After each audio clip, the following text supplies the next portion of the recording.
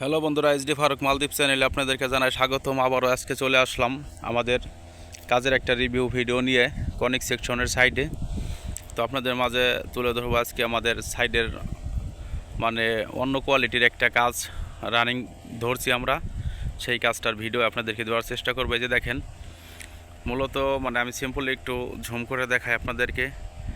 এই যে দেখা যাচ্ছে এখান দিয়ে মনে করেন যে আমাদের কলমের কাজ শেষ, কলম উঠানো শেষ। বর্তমান মালদ্বীপের ইস্যুটের কাজ চলতেছে, এটা কলমের কাজ শেষ। কলমের কাজ শেষ করে দেখা যাইতেছে বালি ফেলানো হয়েছে। এখন এই বালিগুলো লেবেল করে এখান দিয়ে ভীম টানা হবে।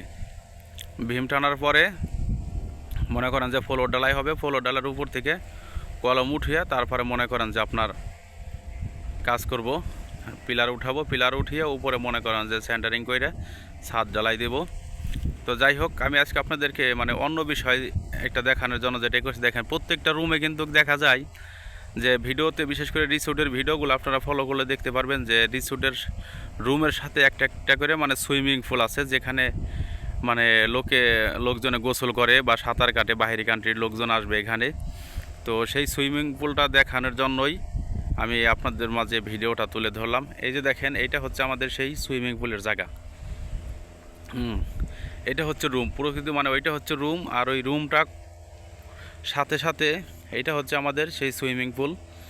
যে সুইমিং পুলটাই মনে করেন যে এখানে লোকজন মানে থাকবে, এবং কি এই সুইমিং পুলে এসে তারা এনজয় করবে, সাঁতার কাটবে, গোসল করবে, এরকমভাবে তারা টাইমিং এনজয় করবে। তো এটা হইতেছে আমাদের প্রকৃতি, মানে এই সুইমিং পুলের একটা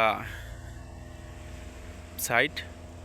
এখানে দেখা যাইতেছে যতগুলো রুম হবে এইদিকে সবগুলো রুমে কিন্তু একটা একটা করে সুইমিং পুল আছে। আর এই যে দেখেন, মালদ্বীপে কাজের একটা ধরন কি, এখানে কিন্তু সাইড সাইড দিয়ে পাইপ দিয়ে মানে ঘেরাও করা আছে। আসলে এখানে কর্মরত অবস্থায় মানে কোনো আউটলুক কেনে ঢোকা মানে নিষেধ, বুঝলেন। তো এখানে দেখা যাইতেছে মানে অনলি ওয়ার্কার যারা স্টাফ তারা ছাড়া মনে করেন যেখানে কেউ ঢুকতে পারবে না। আর আমি যেহেতু এখানে কাজ করি, আমি তো মনে করেন যাই সে ভিডিও টিডিও করে দেখাইতে পারবো, সমস্যা নাই।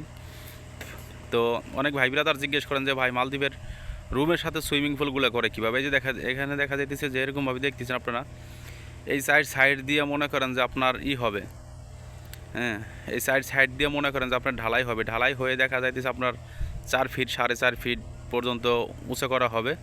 উঁচু করার পরে মনে করেন যে আবার ভিতরে অনেক সুন্দর সুন্দর টাইলস লাগানো হবে।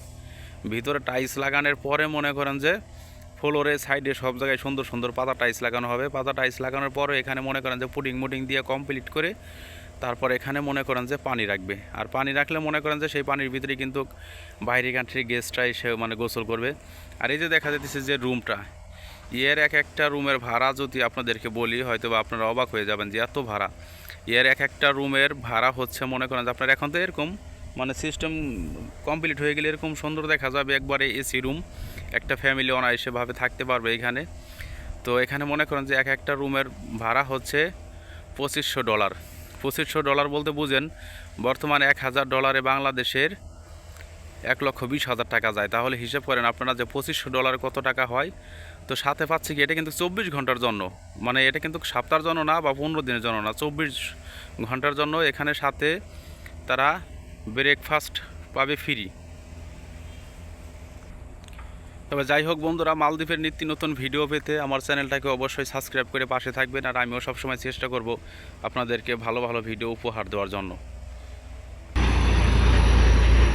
এই যে দেখেন, এই গাড়ি থেকে কিন্তু এই সমস্ত মাল সামান আনা হয় রিসোর্টের। এই যে আমরা যেমন কাজ করতেছি, কাছের যেমন মনে করেন যে পাথর, এগুলো কিন্তু বস্তা ভরা কিন্তু পাথর বালি। এই যে দেখেন, এই যে সমস্ত মানে পাথর, কুচি কুচি পাথরগুলো আছে, মানে এটাকে হিলে বালি বলা হয় এই দেশে।